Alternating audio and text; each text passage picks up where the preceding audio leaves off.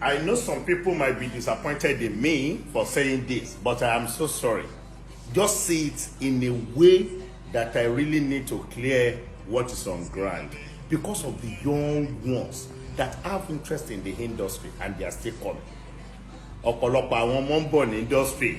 Please, I am very sorry. I will be mixing it together. You know, I will say it the way I think I can explain myself. I will be saying Yoruba and I will be saying English in a way that I think you can understand it better.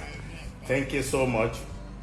Okay, like I said, a lot of people now, they have interest in the industry because of the celebrity, because of their role model.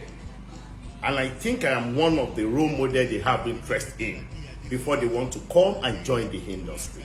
So young ones are coming, most especially the female ones. They have interest in the industry and they want to join. So I just have to clear this because a lot of big people, a lot of fantastic people all over the world, they said, Odun, just say something. You know, you don't need to reply everything that they say about you. It is normal. That is why you are a celebrity. Yes, you don't need to reply everything, but there are some things that they will say about you that you need to clear it. Let me clear this one.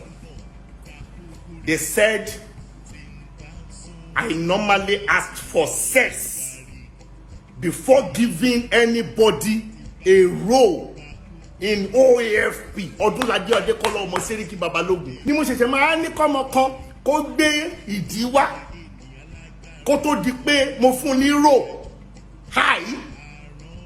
They said I asked Nike and Sat and other people and Odunlade Adekola, all the ladies in my group that I asked them for sex before giving them a role in my movie, me. I am saying this now and I'm putting it to every one of them, everybody that has passed through me, all the ladies that has passed through me. Ọlọ́run ló ṣe o, èèyàn kankan ló máa sọ̀yàn di star. It's only God that can make you a star. Nobody can make you a star. But every one of them, I mean ladies, from Taiwo Aromokun to Odunlade Adekola, to Tosin, to Nike Amsat, to Biola Adekunle, to Buki Adieyo, Oba Je Yoshipi, Oba Yoke, Oba Je Pelebe, Oba Sora. Every one of them, if I didn't remember their name, please remind them. If I've ever asked you for sex before I give you any role, guess what, Yoba? Gbogbo yín ogbo obìnrin tó ti pass through mi kọjá àti tó ìwà lọ́dọ̀ mi lọ́wọ́lọ́wọ́ yìí. Tó bá jẹ́ pé mo bi ẹ́ léèrè rí pé gbé abẹ́ wá kí n tó fún ẹ ní role. Tó bá bò mí, Ọlọ́run ò ní bò ẹ́. You will prosper, you will be great, but I need to clear this. Just come out and say under this video, anyone that is on OAFP now, I just have to come out to clear this because of the young ones that is coming into the industry later. Please, I just have to do this. I just have to do it. Okay, there are some blogs, there are some, I don't want to mention anybody's name because that is what they need. I can't give anybody any publicity. I'm so sorry. I joined the industry in 1996. That is about 25 years ago that I've been trying to build my name to this level. And some people will now sit somewhere all because they want to get food on their table. You will not think you want to ruin my image. Emiko, don't come to me. I need the proof. I need the proof that I'm dating Nike or I have her. That I must make love with her or ask her for sex before I give her any role. But when you are behind here, that you are planning to bring me down for the past 25 years that I've been in the industry, if you don't bring the proof that I'm dating Nike or I ask anyone for sex before giving them any role, if you don't come out to give me the proof, ìbínú Ọlọ́run ọba òun lẹ máa rí, òun lẹ máa rí. Okay, Ọlọ́run á bá ẹ wí, Ọlọ́run á bá ẹ wí. If I just see that proof, Ọlọ́run á bá ẹ wí. Àfi tó bá jẹ́ Ọlọ́run òkú ni mo ń sìn lókù. àfi tí o bá sọ́lọ̀ láàyè mọ́. I have loved to promote people, a lot of them. I have more than 22 or 25 people in the industry. They are doing well, that they have graduated under me, and you know them very well. I don't want to be mentioning names. You know them already. Ọkùnrin wà ńbẹ̀, obìnrin wà ńbẹ̀. Ṣé mo ní kọ́kùnrin gbèdì wá ni? Àbí gbogbo àwọn obìnrin mélòó lábẹ́ òun gan? Sábẹ́ òun gan ò ní lá. Sábẹ́ òun gan ò ti ní kóbó.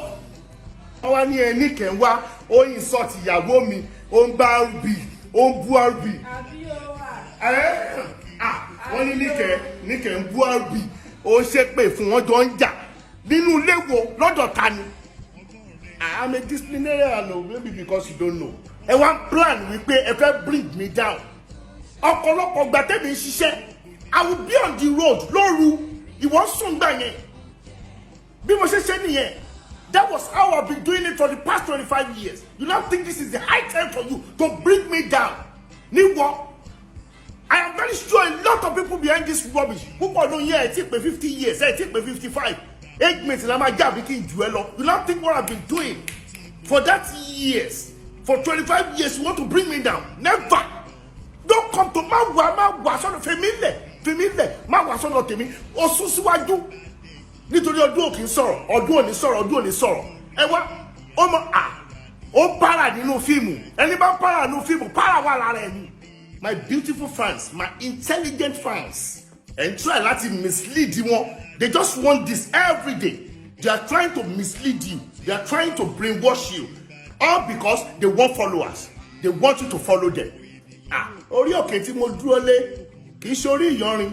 Orí òkè ni mo dúró lé. Ẹ máa yí ṣorí ìyanrìn. Ẹ máa yí ṣorí ìyanrìn. Orí òkè ni mo dúró lé. Mi lè wo láíláí. Mi lè wo láíláyé. Láti gbà wo mi ní ṣubú láyé. Anybody tó bá ń gbìyànjú láti gbé mi ṣubú, Ọlọ́run á gbé wọn ṣubú ni. Ọlọ́run á dojú ìjà kọ yín. Ilẹ̀ wà ní Revolution Plus Property. Káàkiri ó wà l'Ọ́bàdà, ó wà ní Lẹ́kì. Ó bí mi léèrè bó ṣe lè ralẹ̀. Ó ń gọ́sìpù káàkiri. Orun ẹnìkan kí n tiẹ̀ wá ralẹ̀ tí mò ń tà. Lọ́tọ̀ 27 wà ń bẹ̀. Ó bí mi léèrè báwo ló ṣe lè ṣoríire díẹ̀. Ó jókòó síbi kan, ó ń gbé káàkiri, ó bá mi bọ́. Gómìnà wà ń bẹ̀, ó gbé síwájú kó rọra dájẹ́ kó máa mú, àbí kó bí mi léèrè báwo ló yẹ lè distributor. I have packaged something about this. You will see it on Friday on Sam Alajo on OAFP TV. It's on OAFP TV. Gidigba, you will watch it there. You will see your life. What will happen to you later? Igi tí Ọlọ́run ti gbìn ní mi ò, mi ní wó láíláí. Ọ̀pọ̀ ènìyàn wò mí títí wọ́n sọ wípé òkun ló ń ṣiṣẹ́. Wọ́n ní babaláwo tí mo gbógun lè wí fókó náà gan ni. Ẹlòmíràn tún ní wípé ṣe bí arìn nígbà tó lọ. Wọ́n ní arìn lábẹ́ igi ọ̀gẹ̀dẹ̀ kan ò báwo ló ṣe jẹ́. Wọ́n ti gbàgbé fọlọ́run tó ga jà.